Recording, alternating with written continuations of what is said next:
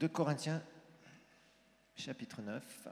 Abikorinto ba kabiri ikigabane n'icicenda On va lire verset 6 et verset 7. umurongo wa gatandatu n'uwindwi 2 Corinthiens chapitre 9 verset 6 et 7. Abikorinto ba kabiri icenda gatandatu ndwi Où la Bible nous dit: sachez que celui qui sème peu moissonnera peu, et celui qui sème abondamment moissonnera abondamment. Verset 2 Corinthiens 9. ariko ico mvuga ngiki ngo ubiba nke azokwimbura bike ubiba vyinshi azokwimbura vyinshi. Alors, la Bible va nous dire au verset 7 que chacun donne comme il a résolu dans son cœur, sans tristesse ni contrainte, car Dieu aime celui qui donne avec joie. Bibiliya tubwira ku murongo w'indwi ngo umuntu wese atange nk'uko abigabiye mu mutima wiwe atababaye kandi atagoberewe. Verset 10, il est dit: celui qui fournit de la semence au semeur et du pain pour sa nourriture, vous fournira et vous multipliera la semence, et il augmentera les fruits de votre justice. Bibiliya tubwira ku murongo w'icumi ngo kandi aha umubivyi imbuto n'imitsima yo kurya, uha umubivyi imbuto n'imitsima yo kurya n'izobaha ibongeranirize imbuto zanyu zo kubiba kandi izogwiza imbuto zo kugororoka kwanyu. Alors, je méditais un peu cette semaine parce que certains, vous le savez, il y a un très grand évangéliste qui est parti dans la maison du Père. Nariko ndarimbura muri ino ndwi kuko murazi ko ariyo muvugabutumwa akomeye kuri ino si yatashe kwa data. Il s'appelait Billy Graham. Yitwa Billy Graham. Et cet homme est mort, il avait 99 ans.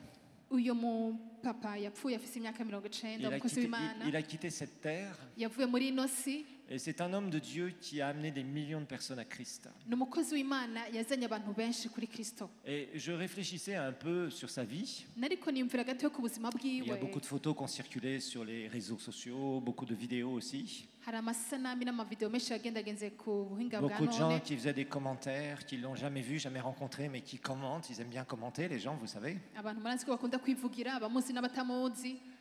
C'est marrant comment les gens aiment commenter des gens qui ne connaissent même pas, qui n'ont jamais rencontré. Ou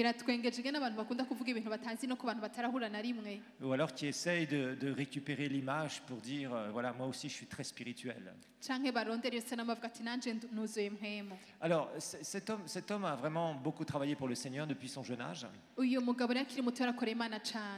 Et il est parti, il sentait qu'il vieillissait de toute façon, il savait qu'un jour il partirait auprès du Seigneur. Mais je réfléchissais un petit peu sur tout ça. Parce que, vous savez, souvent, il y a une multitude d'occupations qui nous prennent le temps. Et je me disais, Seigneur, finalement, tu nous réserves à tous de vieillir, enfin pour ceux qui ont la foi pour vieillir. Petit à petit, nous perdons certaines forces, nous sommes diminués vers la vieillesse. Pour ceux qui avancent beaucoup en âge. Et il y a une réflexion que je me suis faite. Tant qu'on est dans ce corps, nous sommes des gestionnaires. Tu es gestionnaire de ta vie. Oui, parce que tu as donné ta vie à Jésus. Alors dis pas que tu es propriétaire de ta vie. Tu es un gérant de ta vie. Et chaque acte que tu vas poser, c'est une semence. Un jour, comme tous, tu quitteras cette terre. Tout dépend comment tu as la foi. Moi, j'ai la foi pour vivre très longtemps, donc vous me verrez très longtemps. Certains, vous serez partis déjà auprès du Père. Mais moi, j'ai la foi pour rester longtemps, parce que je crois que plus on avance en âge, mieux on connaît le Seigneur et plus on peut porter de fruits. Mais j'aimerais que ce matin, chacun puisse réfléchir à ce qu'il est en train de faire. Parce que comme je le disais tout à l'heure, à la fin de la louange et de l'adoration, il y en a certains, vous buvez à des mares qui sont amères et empoisonnées. Fais attention, les années passent. Là où tu t'investis, là où tu investis ton temps, tes prières, tes finances, tes actions. Sois bien sûr que ce soit dans la vraie œuvre de Dieu. Parce que je vois beaucoup de chrétiens s'éparpiller dans beaucoup de choses. Mais sache une chose, seulement les œuvres que tu auras faites dans le Seigneur. Et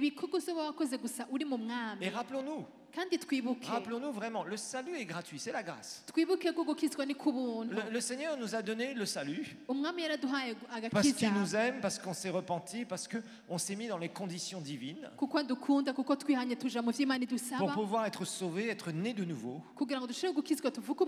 Et ça a été une pure grâce que nous chantons souvent.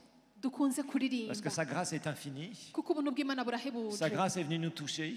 Nous qui étions ses ennemis, il a fait de nous ses enfants. Nous avons été réconciliés avec lui par le pardon des péchés, par le sacrifice de Jésus. Et souvent les chrétiens le chantent et c'est super. Mais finalement cette grâce tu l'utilises pour quoi sur la terre? Il faut apprendre à semer les bonnes semences dans nos vies. Combien de chrétiens j'ai vu investir entre guillemets des finances dans des fausses œuvres de Dieu ou des trucs qui ne portaient pas de fruits. Dans des trucs de rébellion, dans des trucs bizarres, dans des trucs qu'on dévie doctrinalement, dans des trucs de fausses prophéties, d'escroqueries. Tout ça, ce sont des œuvres mortes. Et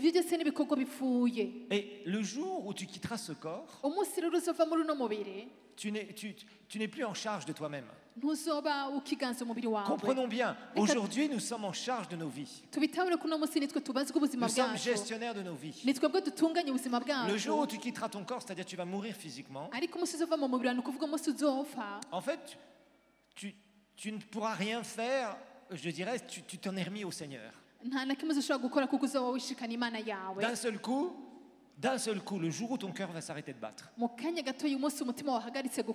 ce jour-là, c'est Dieu qui te prend en charge à 100%. Qui t'emmène là où il veut, c'est-à-dire au 3e ciel, dans sa présence. Et c'est lui qui fera les comptes avec chacun d'entre nous pour notre récompense, pas pour le salut, pour notre récompense, rappelez-vous. Tu dois vivre ta vie sur cette terre en faisant attention à ce que tu sèmes, à ne pas utiliser aussi certains principes divins pour les tordre. Et j'en ai vu beaucoup avec l'histoire de l'argent. Je sème dans la vie d'un tel parce que je veux avoir beaucoup. Ce n'est pas l'objectif de semer. C'est d'avoir un fruit qui abonde en ta faveur pour l'éternité. Quand on donne au Seigneur, sachons une chose. Nous faisons, Jésus a dit que ta main gauche ou ta main droite, je ne sais plus exactement, ne sache pas ce que l'autre main fait. Pourquoi est-ce que Jésus fait ça, dit ça? Parce qu'en fait, quand nous donnons au Seigneur, nous sommes en train de semer une semence. Une semence qui aura une incidence d'abord sur l'éternité. Parce que la Bible nous parle des fruits de justice.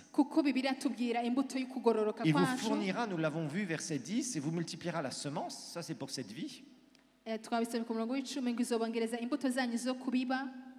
Et c'est vrai que nous devons nous attendre à ce que le Seigneur pourvoie nos besoins et nous fasse prospérer. Il n'y a pas de problème avec ça. Mais la Bible dit qu'il augmentera les fruits de notre justice. Quand tu sèmes tes finances, d'abord, où est-ce que tu mets tes sous? Vous savez, c'est comme dans la vie. Il y a des mauvais investissements, il y a des bons investissements. Il y a des gens qui investissent et qui perdent tout. Et la plupart du temps, c'est ce qui se passe dans la vie. Mais il y a aussi des investissements qui sont des investissements intelligents. Un investissement est toujours quelque chose où ça va te rapporter dans le futur. Quand tu investis, c'est pas pour que demain tu récoltes ce que tu as investi. C'est pourquoi la Bible nous dit justement de semer et de récolter, mais entre la semence et la récolte, nous savons qu'il y a un temps. Mais j'aimerais que chacun ce matin réfléchisse. Dans quoi tu es embarqué? Où est-ce que tu mets ton temps, tes finances, tes prières?